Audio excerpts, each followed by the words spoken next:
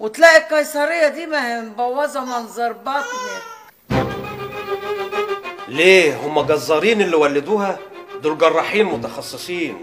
هو حضرتك فاكره الطب زي ما كان على ايامك؟ ايه على ايامي دي؟ ليه مولوده ايام الفراعنه؟ لا قصدي يعني الطب دلوقتي بقى متطور. دلوقتي فتح القيصريه ما يتجاوزش 3 سم، وبيقفلوه بعمليه تجميليه كمان بالليزر، اذا كنت تعرفيه. الليزر؟ ايه الليزر ده كمان؟ عارفه يا ضنايا، دول هم بكره اللي هيشيلوكي زي ما انت شايلاني كده. بيقولوا من ساعتها زمانها جابت بناتها قبل صبيانها. صبيانها؟ ده 2 يا اختي مش واحده.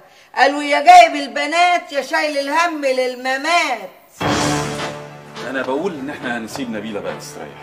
اتفضلوا، انا هقعد مع البنات شويه اطمن عليهم وهحصلكم على طول. خلي امي معايا يا رياض.